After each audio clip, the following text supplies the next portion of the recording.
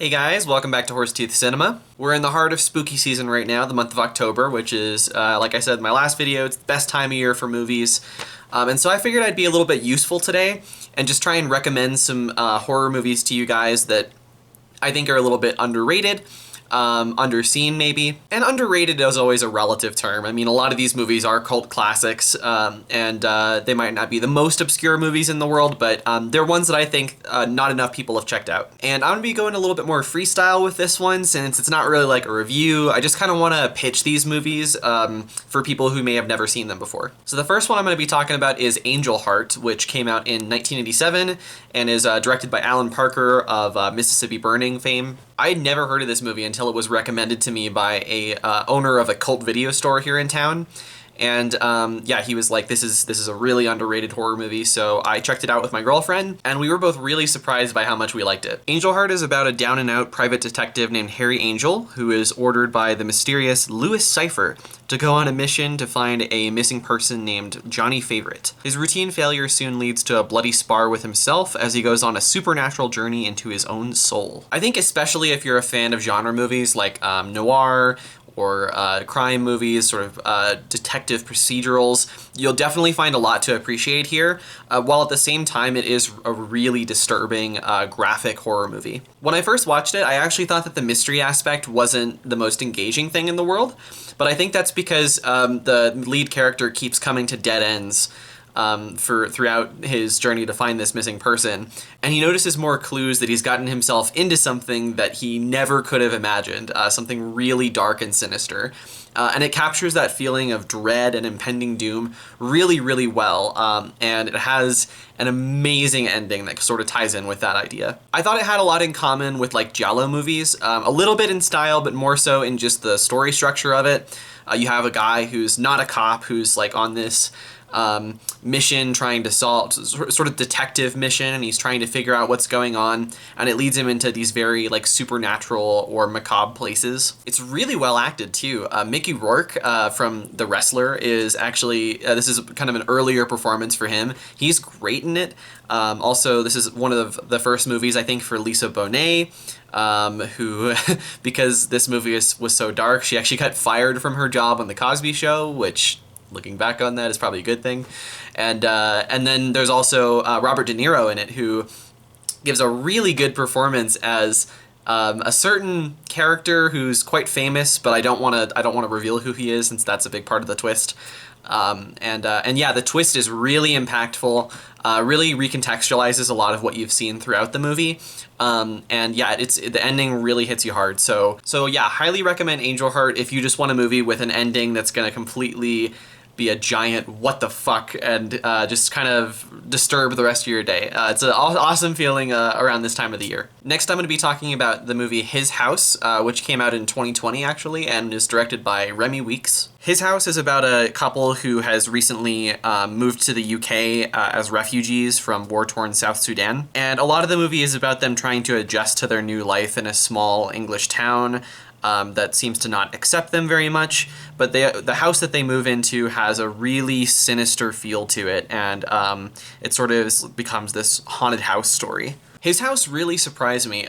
It's kind of presents itself on the surface as like this very basic haunted house movie that's actually about grief, which is something that I think is done to death these days. And often doesn't really bring a lot new to the table. But as the movie goes on, and it sort of gets past that surface, it really does subvert a lot of those expectations that you have about it. I think it's a really good movie about the experience of refugees and the sort of the subtle racism and sometimes overt racism that's directed towards them when they come to a new country, and also just how that manifests in the horror of their own lives. But more so even than that, the plot elements about grief in the movie that are that on the surface just kind of seem like your basic A24 actually about grief horror movie.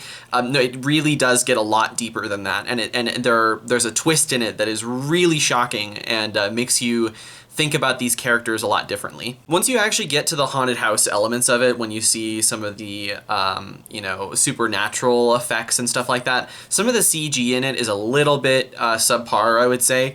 Probably just due to the budget or something like that. But if you can get past that, which I think is pretty easy, I think this is a really solid, disturbing horror movie, sort of haunted house type thriller. But and the most amazing thing about it is that it's this director's first movie, so I'm really excited to see what he does next. And another nice thing about it for you guys, if you want to check it out, is that it's just on Netflix, so it's really easy to watch. I think it's like a tight 90 minutes or something like that. Next, I'm going to be recommending probably what I think is the scariest movie on this list, at least in the experience of watching it, is a movie called The Descent, which came out in 2005 and was directed by Neil Marshall. This is a really simple survival horror movie about 6 friends who are reuniting after a while for a caving expedition, and their adventure soon goes horribly wrong when a collapse traps them deep underground and they find themselves pursued by bloodthirsty creatures. And as their friendships deteriorate, they find themselves in a desperate struggle to survive the creatures and each other. If, like me, you sometimes get put off by a lot of these survival movies because they're not really lean enough, sometimes they're filled with too many, like, bullshit, weird, generic character elements that just take up way too much time and kind of drain the tension out of the movie. Yeah, there's none of that here. The character stuff that is in the movie is actually really good, but it's minimized to the point where it really just allows the viewer to focus on the tension of the situation that they're in. If you're claustrophobic and you think you can you know, experience a movie like that that's gonna kind of target that fear of yours, this is definitely a good one to check out. It is pretty much all set in this cave, which you really do feel that for these characters. Sometimes you see them in incredibly tight spaces, and that's scary enough, but then you introduce this sort of creature horror aspect to it that gets really bloody. It's not a movie where, like, I'm gonna be thinking about it for days on end necessarily, but if you just want like a real-time freak out, something that's really gonna scare you in the moment, this is a great one to check out. I do recommend, though, I'll just put this note, that you should, so it's a UK movie, make sure to find the cut with the UK ending, because it's much better than the American one. The American one's just kind of dumb, if I'm being honest. On a different note, if you don't necessarily want something that's gonna freak you out and you just want something that's kind of fun and atmospheric, a nice horror movie, I'm gonna recommend one called The Return of the Living Dead. This came out in 1985 and it was directed by Dan O'Bannon, who was actually the guy who wrote Alien, the original script for Alien. This movie is about a bumbling pair of employees at a medical supply warehouse who accidentally release a deadly gas into the air. The vapors cause the dead to reanimate, and the living dead go on a rampage seeking their favorite food: brains. I watched this with my brother one time at a cult movie night where we didn't know what the movie was gonna be. It was free. We just went in and kind of watched whatever. It turned out to be this, and it's a really, really fun movie. It's kind of a horror comedy. A lot of it is really, really funny. There's a lot of punk rock aspects to this. There's a whole group of like punk rock teenagers in a graveyard that get onto a bunch of crazy antics that eventually sort of punish them when the dead reanimate. And there's some fun social commentary along with that. So in that sense, it's kind of like Dawn of the Dead, which has a lot of social commentary in it, meets something with the tone of more like Sam Raimi's Army of Darkness. Like, it is really goofy at times. But the other thing about it is that even though it is goofy and even though I found it to be a little bit more of a comedy than it was a horror movie, it also is pretty bleak in a lot of ways. In a lot of zombie movies, characters find out how to kill zombies really easily, or at least find a way to survive.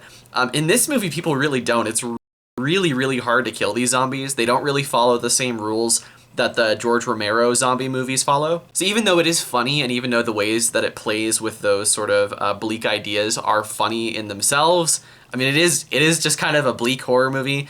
So I think it's a really good horror comedy balance. One of the better ones I've seen. So this is one that I think if you just want to chill out with some friends and watch something that's campy, gory, but fun, yeah, definitely check out Return of the Living Dead. It's really underrated. And last but not least, I have been on a John Carpenter binge lately for the last month or two, and probably the most underrated movie of his I've seen. I'm going to recommend Prince of Darkness. Prince of Darkness is about a research team that finds a mysterious cylinder of like green goo in this deserted church, and they start to discover that if this is opened, it could mean the end of the world, because maybe Satan is living under this church in the form of that green goo. This is the second installment of what's often referred to as John Carpenter's Apocalypse Trilogy. So the first one was The Thing, which came out in 1982.